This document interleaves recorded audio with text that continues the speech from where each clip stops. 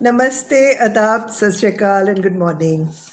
A very warm welcome to the Shruti Dutt Show. It's the first show of New Year 2026.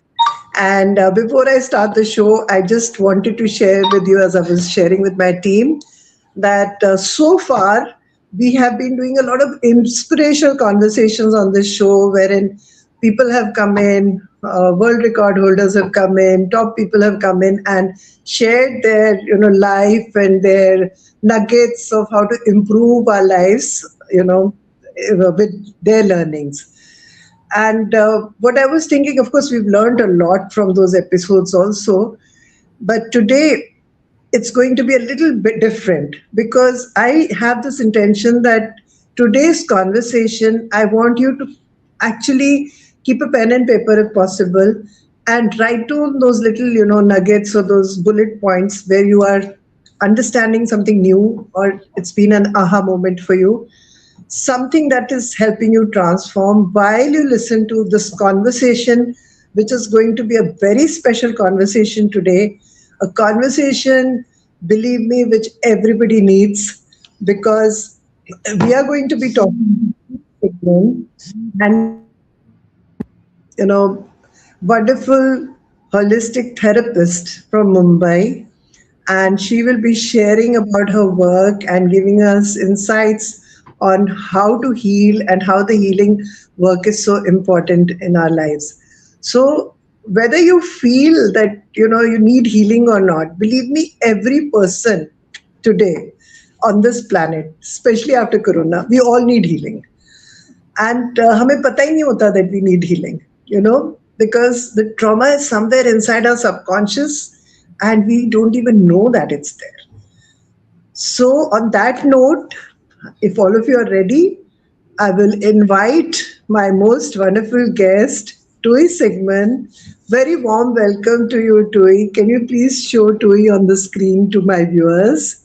Yes. Hi, Hi, Tui. everyone. Nice Thank you to so have you much. here. Yeah, thank you And so much for having me. I'm so excited to be here and chat with you. Yes. Tui, Um, I'm intending to learn a lot from you today. So I have my copy and pen ready to take back whatever learning I do. So I write on yellow pages these days yeah. because somebody told me it's nice to write on yellow with green pen. तो मैं आज के लिए करती हूँ. Right. So, because I'm very interested in your line, I myself also have been doing a lot of healing sessions for people. Yes. And so this is going to be the most wonderful chat for me personally also. So Yes. before I, take over and go on talking, I would first want you to introduce yourself to my viewers and also tell us, what do you do exactly these days? What are you doing and how do you help people? So, okay, let me begin with something simple. I think that I call myself a holistic therapist, but at Yes. the heart of it, I am just a seeker. And I think that my own journey of working through my own issues, through my own blocks, healing my own body, my nervous system, my heart, my subconscious mind, and it's more a process of discovery. And as you discover these things, and at some point you start to share. You feel like you've built a capacity to hold space for others to go through a similar journey, and you see how it transforms you, how it helps you, and in a way how it frees you. I think that that's also one of the things, how it frees us from sometimes suffering, sometimes our own patterns, and our ability to create an inner world that is more peaceful and harmonious. So for me, it's really about it's about that, and and bringing that through different modalities that I work with, as I've learned them through my own journey and through my own working on myself. So that's pretty much what I do. I have a multidisciplinary approach, meaning I like to use different modalities because each one has its own lens that it looks through. So sometimes when you look through, let's say, a transpersonal regression therapy lens, where it's a lot about regression, and it deals with the psyche, the subconscious mind, the body's memories in a certain way. Then you have another modality like somatic experiencing, which works a little bit more with the nervous system. And so using a combination of these is how I work with people. It's not It's, one. it's like integration of science and spirituality and all your modalities that you help your coaches. Very Absolutely, wonderful.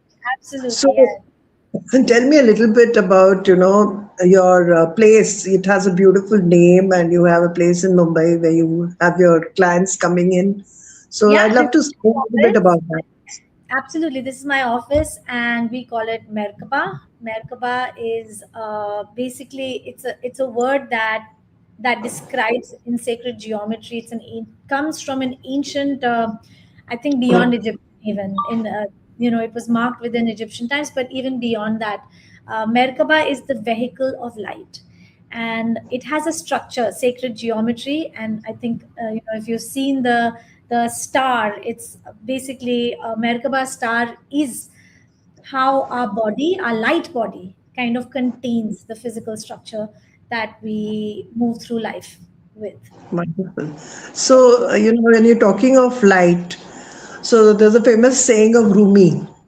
I just came to my mind when you were talking that it's the wound is the place from where the light comes in. Oh yes, Right? absolutely beautiful, beautiful. It is. So, That is in, absolutely true.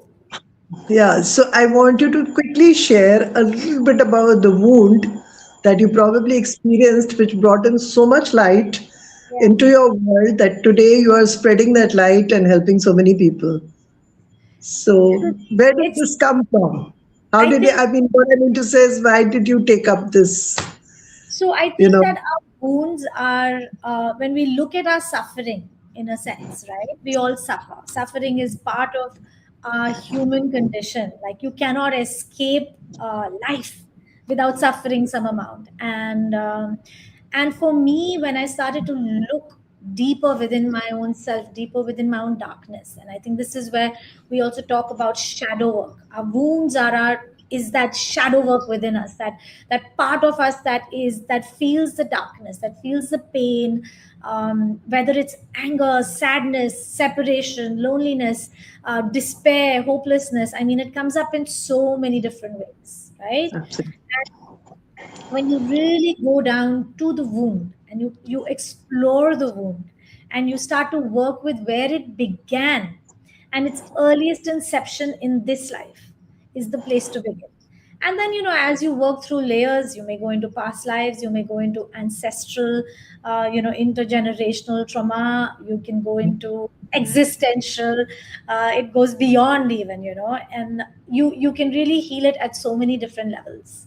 But a large part of healing our wounds is at first acknowledging that part of ourself that was, because it's not the whole self, right? It's not like if you have a part of yourself that's wounded, it's the whole self. We need to look at the self as many different parts. And so Oh, the wow. wound is one part of ourself. And when we look at that part of ourself and we look at that part, whether it was an inner child that was wounded, whether it was, something that was activated in a past life and in your present life, it usually is the case. But when you look at that part and you start to understand, you start to heal, you start to feel the compassion, you get past the judgment, you get past the pain that you stored. In a sense, you start to release that pain, you start to release it from your mind and from your body. It's never complete until it's in the body, because that is where true transformation is. It's not here in the head and in intellectual ideas and talking about it. It's really feeling your way through life, feeling your way into your body and going through Yeah, that pain. sorry, I'm cutting you short, Tui. I know that you initially trained in photography Yeah. and had all that, you've been making documentaries also. I just want you to share with the audience a little personal story of yours that why did you transit, completely from photography and become a healer? Is there a story to it? Well, yeah, I mean, there's always a story. I We can. want to hear your story. So what happened was I was really passionate about doing documentary photography, and for me that was centered around people, um, and what I saw in the world and some of the suffering I saw in the world. And photography became this visual medium for me through which I could express, through which I could put together what I saw, something that I captured in the world through form, through light, through shadows.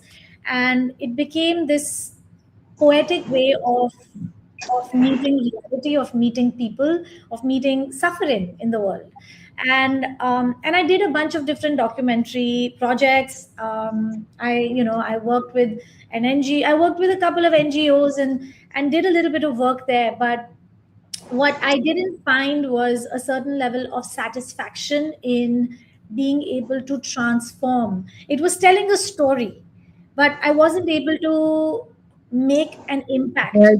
I'm not saying Yeah. that the genre itself uh, doesn't make an impact, because documentary photographers out there are making big changes, but Yes. I wasn't able to get to that place with it.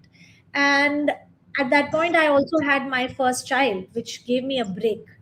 And when I took that break, I was already oriented towards spirituality, discovering myself. But I think becoming a mother made me question and brought in so much transformation for me, Shruti, that at that point, like, I started to go deeper into that, and then recovering from that childbirth, pregnancy, coming back to myself.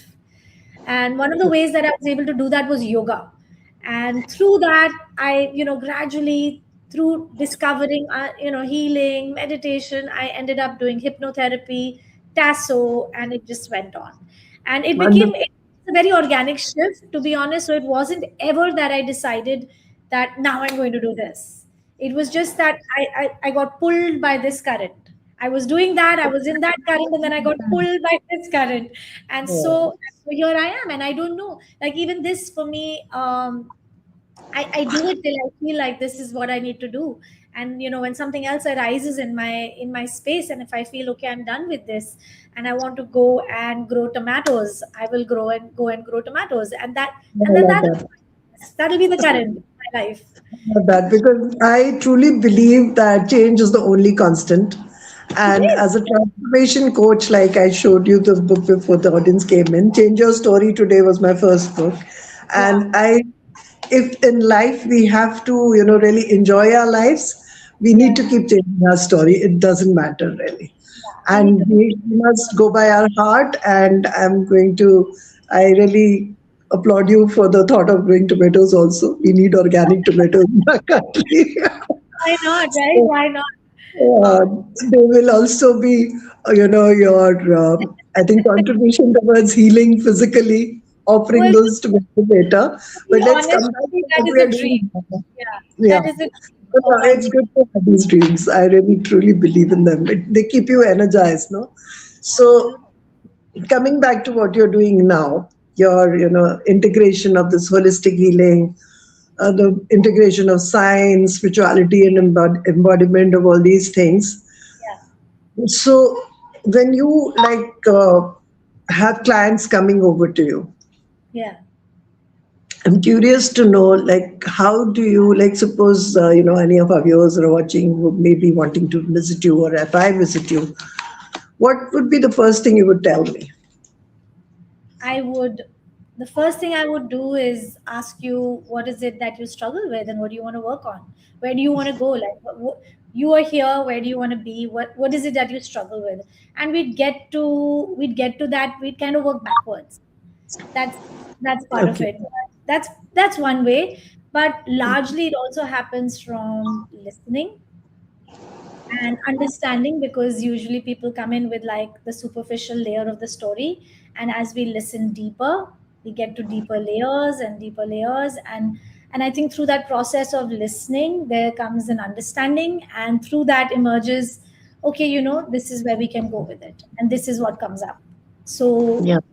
it works a little bit more like, yes, it is, the process is in and of itself also about getting to where you want to go, having those it's collaborative. So it's not just me deciding when somebody comes into my office what I do with them, but it's largely what they want as well from that experience.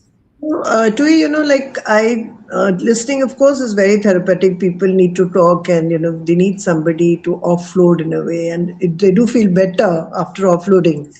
But I personally don't think that that's enough for actual transformation or actual healing. I So agree I with know that you use, like other modalities also. So you were talking about somatic, stuff and past life regression. Could you tell us, like, if you could, share any story, any case study? You need not give us the name of absolutely. somebody who was, who came to you so disturbed that they did not even want to share what they were disturbed about. It happens, doesn't it?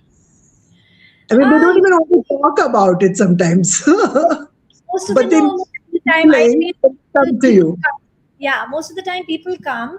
I agree Hmm. with you, but I just want to say I agree with you that listening is part of the moving towards process oriented modalities. I mean, that space, yeah, Yeah, yeah. So listening is kind of like where that it's a nascent stage of like building rapport, understanding, and then it usually gets taken into some kind of process work. right. That is where the work is. The work is in the process, in being able to sit with things. But your question about people who come sometimes not wanting to share, that's a little bit. It's a little more rare in the way that I've seen it. Most people come, but they slowly Yeah, start to open. yeah. What I'm saying is that they do not actually tell you their, real problem easily. It takes time for the healer to Sometimes talk to it does. them, build a rapport, go around in stories, and then you come to the real problem. You know, Sometimes yes, that I think happens. that's been my experience most of the time. So that's why I shared that. Yeah. So So, I would say, like from some of the cases, some of the people that I've worked with, some of my clients, one of the stories that really comes to my mind is I had a client who was struggling with um, a form of colitis and like Crohn's disease, kind of like gastric discomfort, and it was a form of colitis. And that started in very early childhood for him, and he struggled with it all through his life, and it managed it a little bit more as he got older. And when he came, one of the first things I realized was that we needed to do a tasso session, which is transpersonal regression therapy. And through transpersonal regression therapy we did a couple of sessions. The first one was about where it went for him as a child. Inner child issues came up, and we went back to that and to some very early formative memories that he actually did not even have any conscious recollection of. yes. uh, that is what catches people off guard a bit, is how our subconscious mind stores everything, from it's like stores it as impressions of, like, little things that come up as impressions that you may see. And you're in a deep process, so it's like you're literally having like a technicolor dream, and you're able to process what it felt like in the body. Sometimes you feel cold or hot depending on what memory it is that's coming up. But there's so much activation within the body. And so we did some inner child work, which was formative, but then we realized that it was very early on that it started for him. And so in the Oh, next session completed that, we went even a layer deeper, and it took us organically into a past life where he had someone he was in love with. And there was, I think he was the other man, and he wasn't married to her. There was a whole situation. It was in some past scenario in a I think some European village, and simple life, simple living. And at one point, suddenly this whole thing story plays out, the love story plays out, and it was really a beautiful thing. A lot of amazing resources that he was able to take from that life, because beautiful qualities. And when you uncover those qualities, you embody them in the body. They wake up with full awareness. body, so you're able to like experience that feeling, that joy, that oneness, all of that. And it ended with him getting the other man stabbing him in the stomach. Literally, like he was fully in that story and moment of death. So there was basically trauma at the time of death at the same place in the stomach.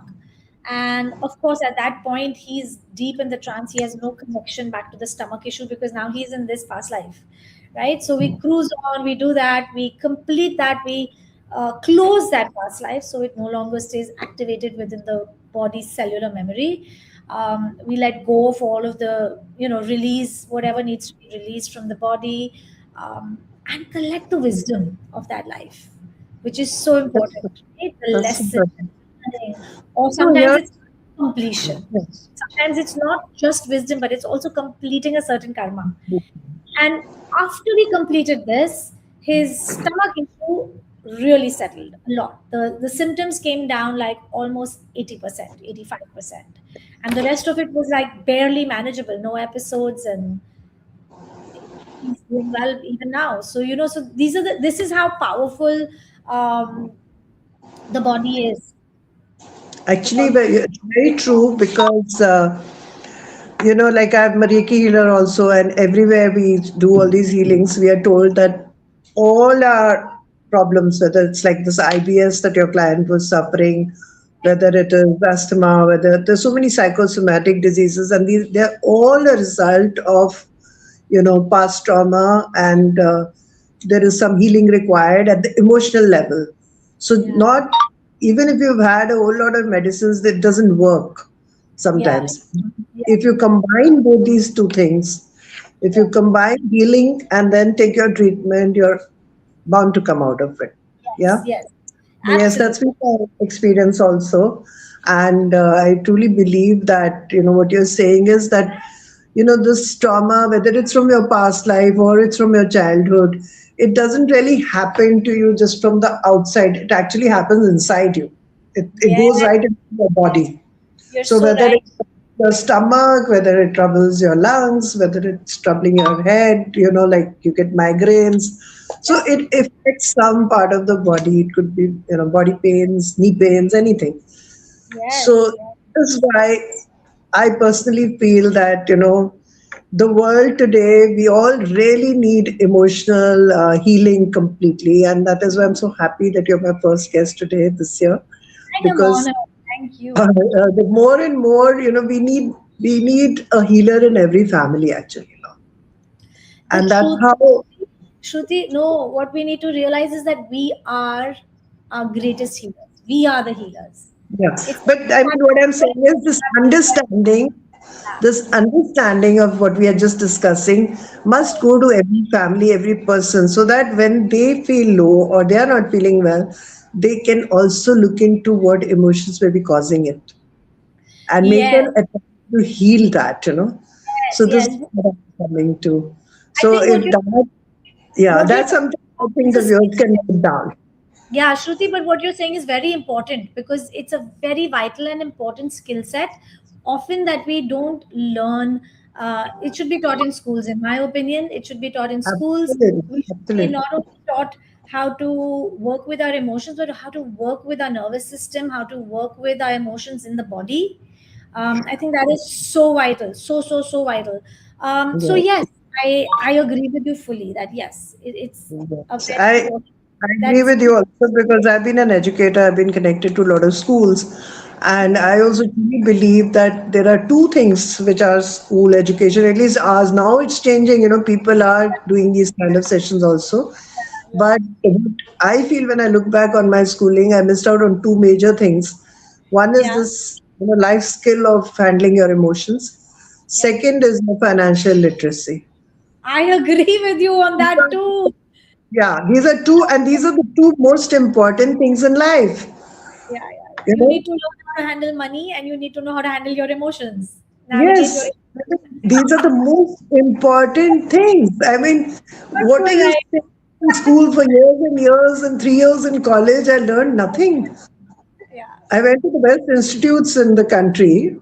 I I hear you. mean, I operationally learned a lot. I shouldn't say I learned nothing, but course, but I this is so vital. This is like life skills. These are life skills. This is yes. So, good, right? no, Yeah.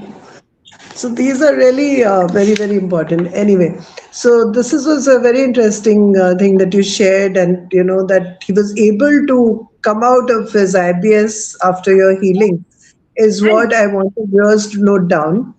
yes, That if any of them are facing any such issue, it's time they went in for an emotional release also. yeah, yeah, So what about the trauma, emotions, and body?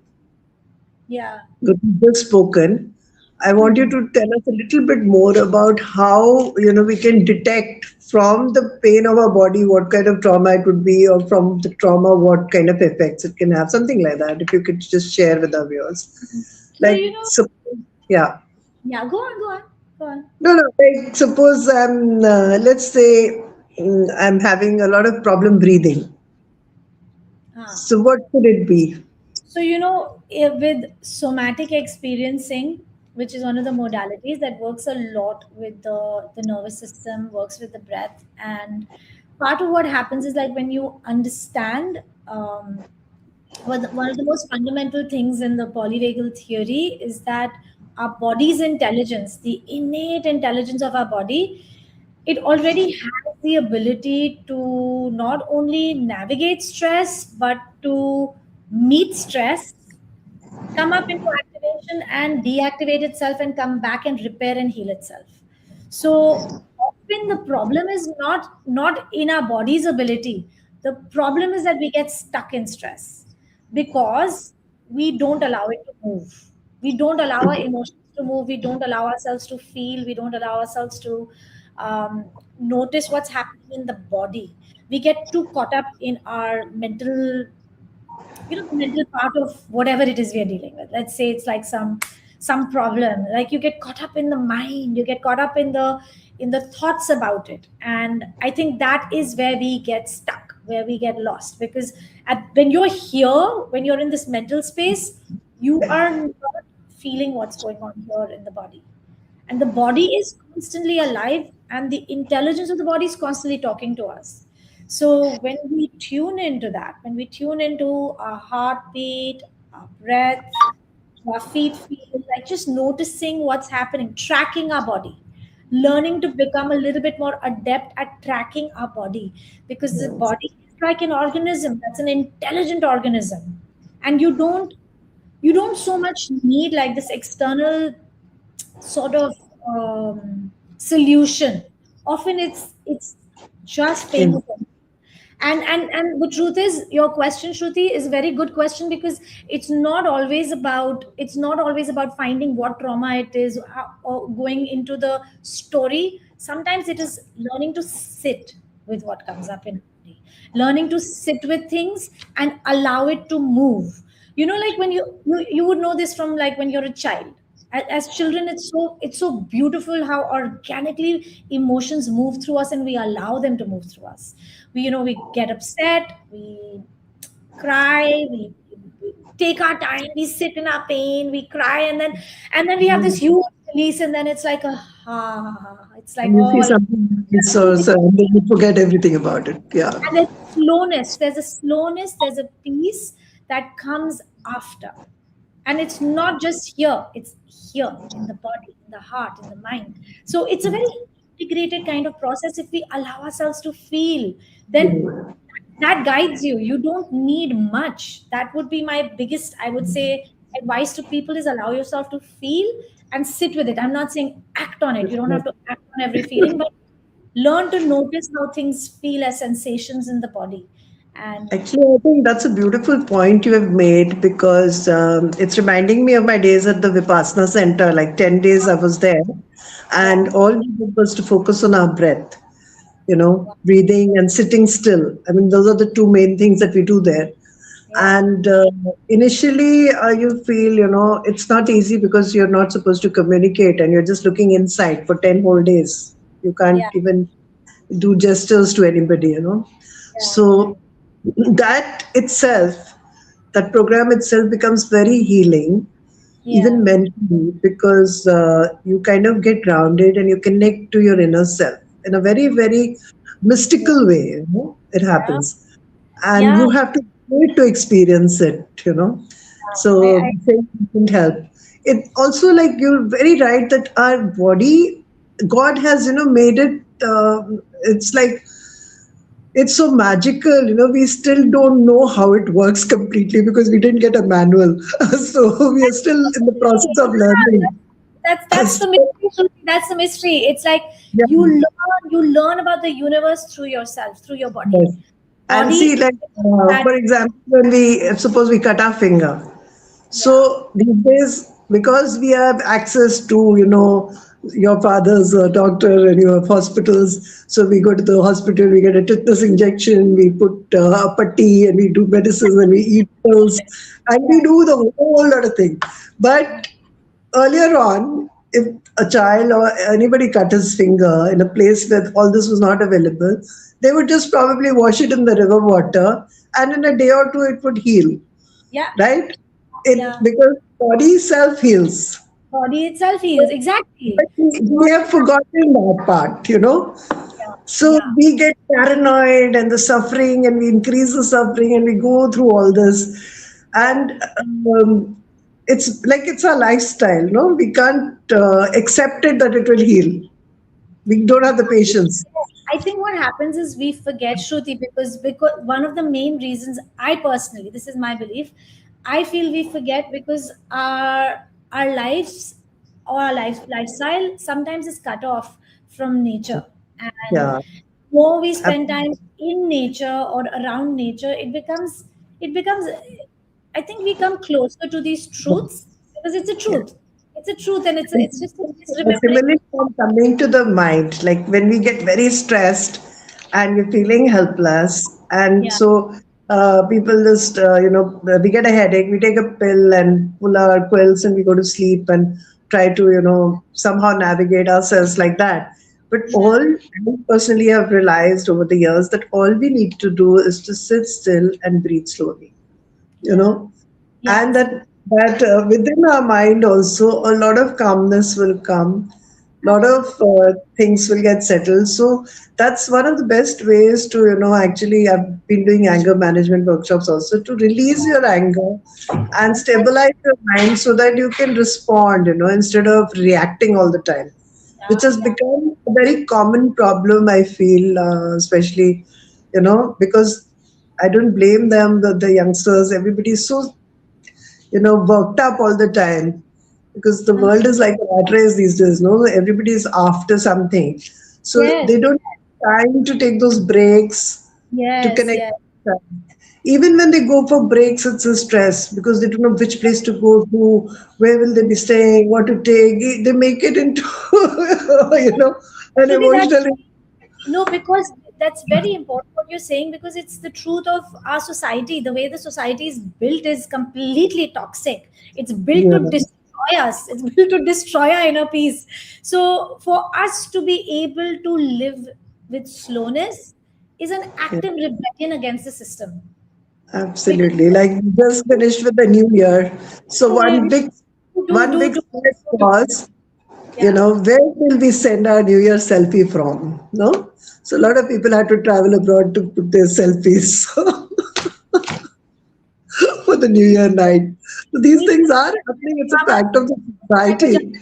New Year's night, went up to the terrace, saw the fireworks, got back into bed, and went to sleep. So for me also, for many years, my New Year, of course, I have been going out also in Durham, but I love the midnight. I do midnight prayers at 12 o'clock on New Year. So for many years, I've been doing that, and when I miss that, I feel that it hasn't started right somehow. So then I do it a little later. Like Yeah, suppose I've gone with some friends or the family, then I've missed out on 1 or 2 years. But this year also, I managed to do a lot of midnight prayers. I'm happy. I'm happier about that than lovely. going out anywhere else. Yeah. Yeah, It was a cold New Year this time, very foggy yeah, yeah. outside. You're in So Delhi, then, right? yeah, I'm in Delhi. That's why it's cold. Yes, yes. Okay, so what we are talking about is how healing is going to even not only heal our mind but also heal our body, right? Yeah, yeah, So everything is really connected, right? Your completely, illness, completely. yeah. Yes, completely. But then when people come to you, do they understand that or do they confuse that? Like they say, no, no, don't talk about my pain. You just talk about my problem. Don't talk So about my, sometimes what, maybe sometimes you even get skin eruptions, right? yeah, The yeah. too much Part of, stress. part of the way I work with people is to also bring them into the understanding of how their body mind is, and that yes, we can theoretically separate the two, and we do work with emotions, and we do work with sensations, and we do work with images, and there's many different ways to work with it and integrate it. But the truth is, it's all one. It's all one. Okay. Body and mind and spirit, like you can't essentially separate them, even though theoretically we do, and it makes it easier to kind of work on things at times. But the truth is that you're really working on one when you're working on the other. So when you work, for example, I'll give you an example so it makes sense.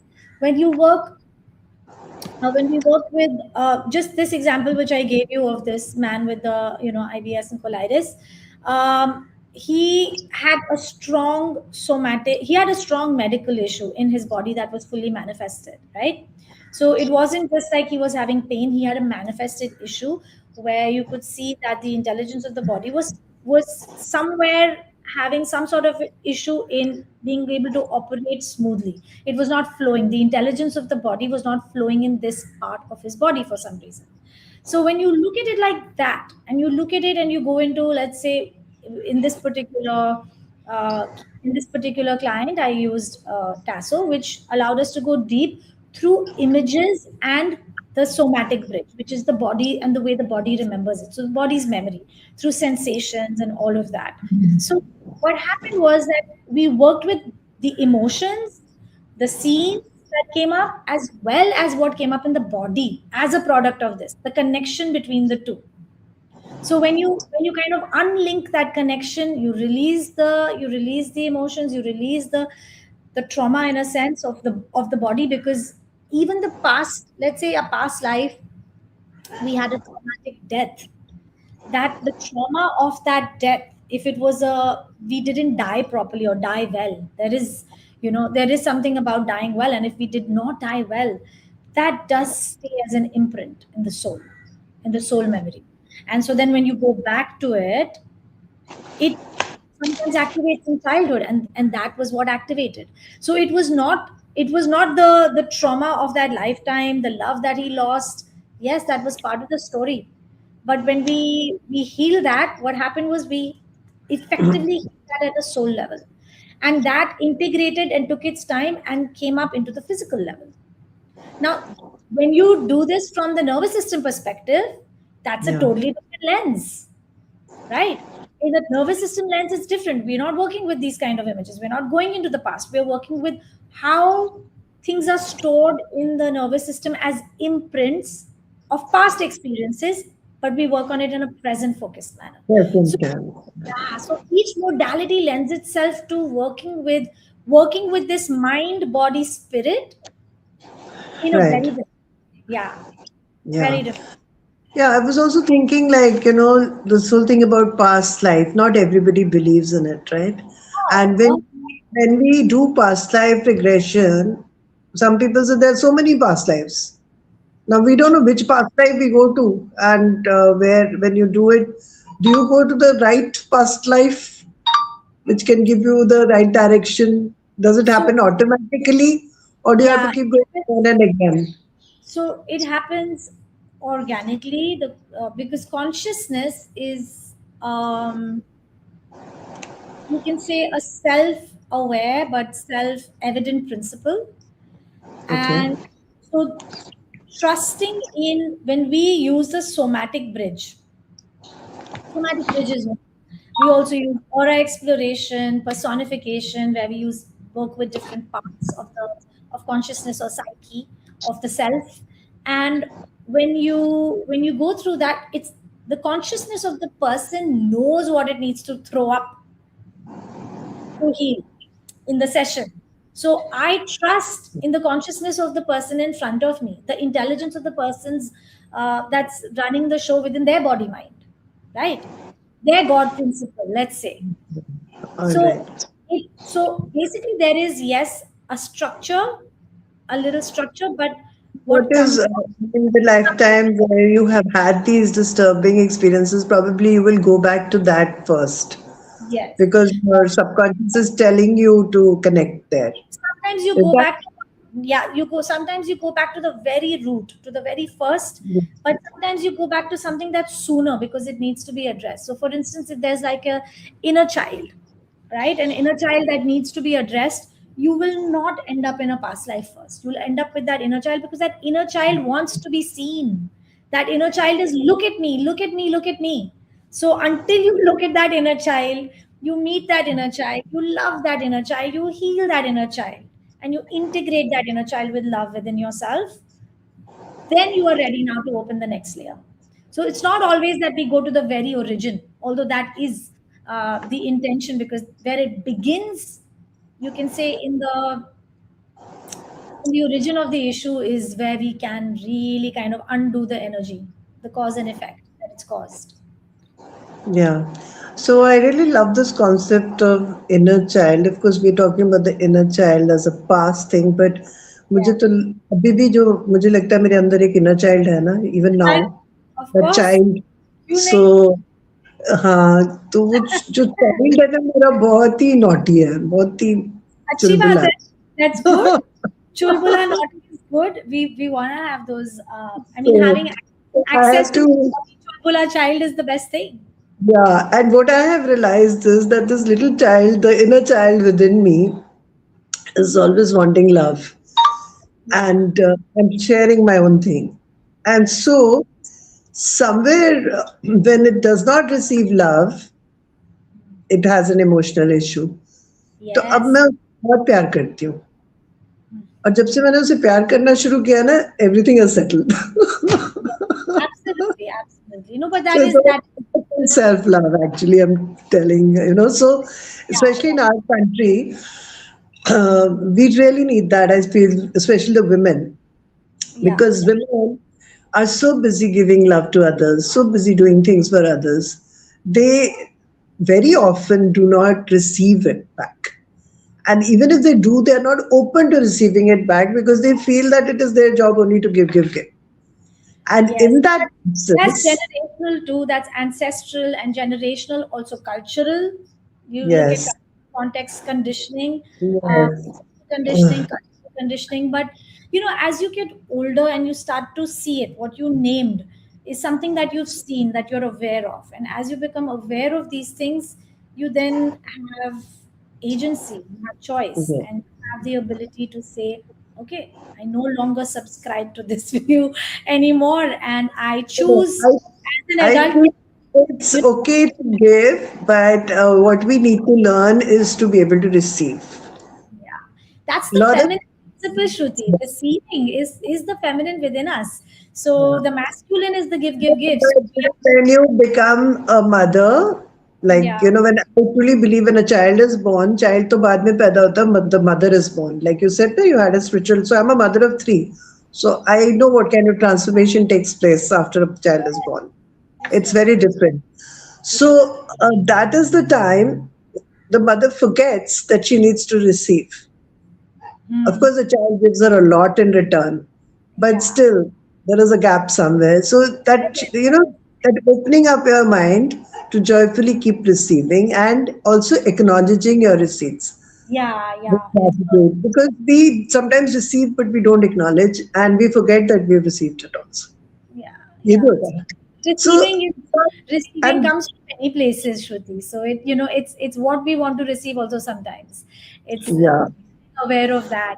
But yeah, what you named is, I think, a process most women go through when they have children, is that that's part of what's called upon us as mothers in that moment, that we have to put our child's need before our own, and we have to be completely selfless. You can't sleep, you can't, I mean, you're like a zombie, right? Like going breastfeeding every like hour and a half, and you're out of your mind in a sense, and but you keep doing it, and you do it, and you do it, and you do it. And that is what is needed of you, what that's what your child needs from you. But as they start to get older, as they start to individuate and separate, we also have to come back into ourselves. And that is something that a lot of us as mothers take a while to come back to. That Yes, absolutely. we forget that we must return back to ourselves. Our child now has the resources to meet life. Our child is able to, yes, that we are here to support our child, love our child. Of course, that's like a lifetime job, right? Like you can never stop doing that. But some amount of, once again, centering ourselves again, in our framing ourselves as equally important, I would say. Yes. So this is what Yeah. happens. Child comes into the picture, boom. Child is Yeah. here. At some point, we come back here and say, you're Yeah. important, I'm also important. Your needs matter, my needs also matter. Yes, that's so beautiful because this whole for women, one major time, of course, there are different times. Childbirth can be very traumatic for a lot of girls. It could be operational or even if they have a normal delivery. And of Yeah. course, if the child is healthy and everything is fine, they come out of it. Sometimes that doesn't happen. So that's a phase when people really need, healing and emotional release and that support. So Absolute. that awareness of the requirement should be with the whole family and with themselves. Yeah. So it is not, it is missing, especially now that we have nuclear families. And It's missing. sometimes even husbands are not even sure, and they themselves are going through a lot of trauma, suddenly become a father, suddenly so much responsibility. So these are things which, really need to be shared in the Very. public I society. wish there was. You're right. I wish there was like maybe like a family sort of sessions that people attend Yeah. before they have babies, because then Yes. everybody understands what is the need. And often women go through like Yes. they go through childbirth alone, of course, and then what comes after, completely I on their think, own. A lot of yeah, things even with like marriage, premarital sessions when they have, it should be connected to your change of emotions that are going to happen post marriage, then pre baby, post baby. Every stage of life, we need to be healing ourselves and also getting healed and helping the whole family to heal quickly. And then later, like you said, rightly said, when they're adults. So yeah. there are so many of my friends also. I went through it for a very brief while, short, fortunately. So we get this emptiness syndrome, the women, Yeah. because all your life your focus has been the kids, and suddenly they're not there anymore, and then they don't know what to do with themselves, and Yeah. major issues happen. If you're not creating a life for yourself, then I know people who've been through days of migraine because of such things, and just simple, there's no other problem, it's just that the daughter's become a doctor and she's in another state, and Yeah. it's not in touch, but still the mother's not being able to cope, But Shruti, and sometimes, yeah, so important what you're saying, and I wish that more people and women, but also men. I think that it's important that we don't lose ourselves. We lose yes, ourselves, and it's about staying connected absolutely. to ourselves, not abandoning ourselves at any Yeah, point. Yeah. absolutely. So, to even for me, like just little before the corona, my youngest child got married, and like all got, they're very brilliant kids. They're doing very well, all three of them. So they're settled in their families. Now, for me at that time, somebody, talked to me about setting goals. Yeah. And for the last 10 or 15 years, probably, I had never set a goal for myself. My goals were all connected to my children because there were three of them, three different age groups. I had to cater to all of them. So I Yeah. had actually forgotten, and I thought for almost, I think, 4 or 5 days, what goal can I probably set for myself? I could not figure out any goal except for losing weight, which was, of course, a perennial goal for everybody of your life. That is one goal we all do, especially Punjabis. Our goals are what to eat next and then how to diet next. Anyway, jokes apart, I Yeah. really, honestly, I'm telling you, I did not know how to set a goal for myself. Although I've been into soft skills, I know how to teach others to set goals. I could set goals for my children because I didn't. There were so many things which I just didn't want to do in my life. Yeah. Yeah. But I've been there, I've done that. I've done my paintings, I've done my business, I've been into trade, I've done that, I've done teaching, I've done this. मुझे कुछ भी नहीं करना है. But the point is कि कुछ भी नहीं करना. But sometimes maybe that's it, Shruti, that sometimes we don't need to. I mean, yes, goals are good to have, but sometimes it's also good to not have goals. I know Yeah, it's the no, opposite that of what you're is a saying. little bit of nothingness is important. But when Yeah, there's too much of it, then yeah, you spiral down, into again an emotional trauma. yeah, yeah. So I But think then like you start it's a thinking, what am I balance. doing with my life? Because as human beings who have purpose in life, or who are conscious about things, we Yeah, all need a purpose. yeah. You know, Purpose is very different from goals, Shruti. yeah. Purpose, No, goals no. are I different. mean, purpose and goals the same thing. Like there was, purpose bhi bache the, goals bhi bache the. That's what I'm saying. I So the see, I see. purpose, the purpose was mainly children for a very long time, right? Yeah, yeah, So their settlement, their work, their education. Then I could not, think of myself working like that. So I decided to. I was a grandmother, so I yeah. decided to become a global grandmother. Oh, So now I see myself as a universal mom because that's something I do best. I that's have a lot of that's experience. amazing. Yeah, why not? Why not? I mean, if so, maybe that's what I'm saying. So, purpose is not always goals, but purpose is like finding something that you want to share.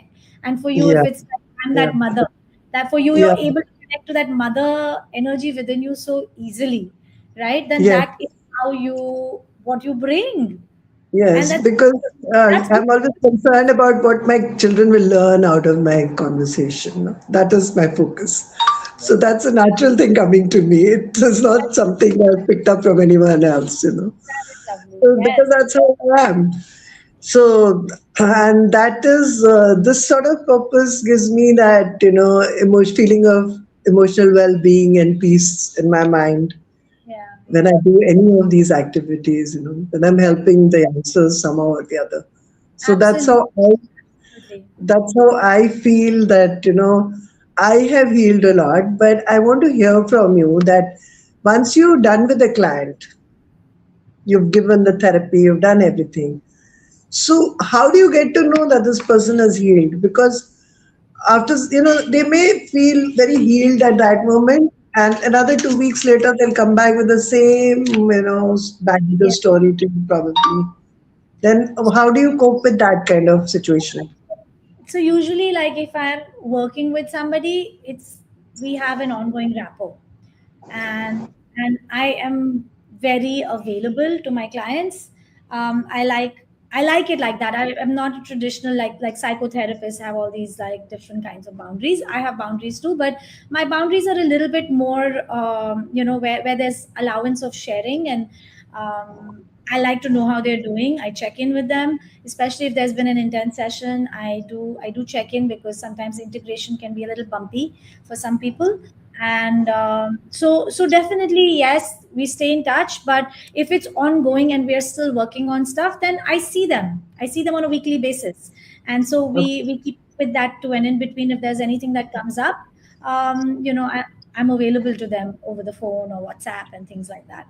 But usually, like say for instance, sometimes this has happened. What you said, you have a powerful session. Someone has a powerful session, and something moved. There was big energy in that session, and you know, uh, and then you don't hear from them. They vanish, and then 3 months or 4 months later, they message you again, and they say, "Oh, that session was life changing," and da da da da da da da, and then you feel like, ah, Ah, so sometimes I do check in and I say, okay, is everything okay? How are you doing? How's it integrating? Yeah, people go back to life. you know Yeah. um, not this the work that I do is not always needing to be done on a weekly basis. Some people come, they have a couple of sessions, it's a pit stop, change your tires, and boom, off you go. And So that's sometimes, yeah, sometimes people need to stay longer, so depending on the person, it's so individual, it's really transformed and customized for what the individual needs and what their journey needs in that moment, to be honest. absolutely. But I And love how your metaphor of change your tire and be go on the move. huh? I love the way you said change your tire and move, go. See, I feel like the more people have their own skills in Yeah, navigating their life, if I can help with that, like of course there's process work, but there's a little bit of teaching that I do too. I want to make sure my clients have some basic somatic skills, ways to work with their emotions, journaling, a whole lot of things. Like I teach them once we work through that, so they can sustain that energy within themselves. Some energy work as well, learning how to move energy within yourself, learning how to connect to the cosmic energy, breathe love. to your body when you need it. Like these are just things. Yeah, I would like you, to share with the viewers, Yeah, maybe 3 or 4 or 5, whatever you think would should be the daily, like you mentioned, journaling and all, which yeah. of course, a lot of coaches are telling people to do daily. So apart from journaling, what could be the top 3 or 4 things which they should do daily that can help them kind of stay balanced emotionally and help their families also stay balanced. Like, Yes. So so what I would can say we do? one of the major things is making sure that you have a lifestyle that is where you get enough sleep, where you're taking care of your body. That's number one. That's your baseline. If you're not taking care of your body, no matter what else you do, it's going to be kachra. Kachra in the sense, I don't mean kachra like that, but I mean kachra in the sense it's not going to pay off. You're not going to get the kind of payoff that you're working hard in this way, but you sleep 4 hours. It's going to tax your nervous system. It's going to tax your body, and you have to have respect for your body. So the first and foremost is like taking care of the body, making sure you get enough sleep, you're hydrating well, you're eating healthy food, whatever that looks like for you, whatever you need. But at the same time, moving, doing something that is active. Your body needs to move. Your body needs to, be it walking, yoga, dancing, tai chi, whatever you like. You go hiking, whatever you like, just do it. The second thing I would say, this is daily. This needs to be part of lifestyle. The second thing would be waking up and having that morning where you have a little bit of time for contemplation for yourself. Yeah, So important. So important meditate. to start the day with contemplation, and that contemplation can sometimes look as sitting and writing. If you're somebody who likes to journal and write, just sit and write. Or maybe it could be reading, or it could be meditating. So going within. So usually my morning starts like that, where I first start with more of my inner processes. It's the Very good. writing, the reading, the meditating, and then I go into the more active. Like the sun starts to rise around 7, the light comes in, and that's when I'm like, okay, I'm done with this part of my morning, and I start to activate. And then you start the movement, and a little bit of gentle moving, being with your body, being with your breath, grounding into the body is so important. And that's why I said doing something with the body, something that's physical. Pranayama or something. Yeah. Pranayama is breathing, yes, but I mean like moving, like yoga. So Kriya, pranayam, all these things, on a regular basis. Yes, but that's again with the breath. So breath is Hmm. also very important. What you're saying, yes, it For a helps. job, or yeah, your yoga exercises. So Yes, basically, saying for any kind of healing to actually work on the next level, on a proper level, fitness is first, right? Physical fitness is equally important. no, I won't call it fitness because fitness levels is totally different. You're going like into different territory of fitness. This is why I don't. Yes, I do yoga for my body, but I do yoga more for my mind. You Okay. understand what I So mean? Because what are it's how you you feel. calling? It's what you feel at the end of your practice. How you So what feel you're during your saying is practice. the most important thing is your lifestyle, which should include movement, include sleep, and Yes, third, your food. meditation. your food, your sleep, Meditation, meditation, then your going. food. Yes, but part of it, and the I would say now the third thing, going from the body, going from all of this, the third thing is coming back into slowness within ourselves, Coming learning back to your slowing down. going now. Instead of being caught up in the urgency, which we all do. Okay, I am like the I'm the first person who like can go into like, 1,000, from 0 to 1,000. I can go activate, but it's so important. And as I've learned to do this, and as I think my body's also kind of opened up and healed in a certain way, I'm able to maintain a slowness in my life, which is which is really what gives you, I think, and gives your body the ability to know that, one, I'm safe. There's no urgency, there's no emergency, there's no stress, there's no tiger chasing me. And the slowness also allows you to notice what's happening within. What happens when things are going too fast? We disconnect from the body, we dissociate, or we project our energy and awareness outside ourselves. Our consciousness gets centered outside. But the slower that we move through life, and I don't mean walking slowly and that sort of thing, but I mean like the inner speed of feeling like you have enough time. Right. So this Then to you be have enough feeling safe, to be feeling safe in your lifestyle. That's very important. I feel also. time. Yes, So yes. like So yogis, if you've been into yoga, they divide it into Rajasic, Tamasic, and Sattvic gunas, right? yeah, So yeah, what we need to do is to be more sattvic in our lives, as sattvic as possible. yeah. Maintain discipline, eat right, sleep right, think right, all the I rest of that. agree, but not to suppress, not to repress the tamasic, not to repress the anger, not to suppress the anger or any emotions which we call tamasic or which we categorize as negative, because there's no negative. There isn't. There's no negative feelings. There's no negative emotions. It It's just just helps you release. it's all expressions. They're expressions of Expression. divine. Actually, I also feel that when you have been through expressing all that, that is the time. Actually, you can say it's a phase of enlightenment. Finally, little bit. I wouldn't say absolute enlightenment, but Yeah, you yeah. do get a lot of inner realizations. Yes, yes. You know, so I think every all of it is important. Even Rajsik is important. That's what you feel. Like yes, I'm all with of you on that. yes, I'm yes, with yes. you on that. Embracing the shadow, embracing it, sitting with it. Embracing everything, yeah. Everything. दिल खोल कर जीना. So I do this with my coaches, no? सकारात्मक सोच रखना, दिल खोल कर जीना, आत्मा की सुनना, दिव्य शक्तियों पे भरोसा रखना, ईमानदारी से जीना और जिम्मेदारी लेना. So I call Wow, this Gita, beautiful. and That's yeah, beautiful. it's a 6 second hack to ground Lovely. yourself emotionally and to move on in life.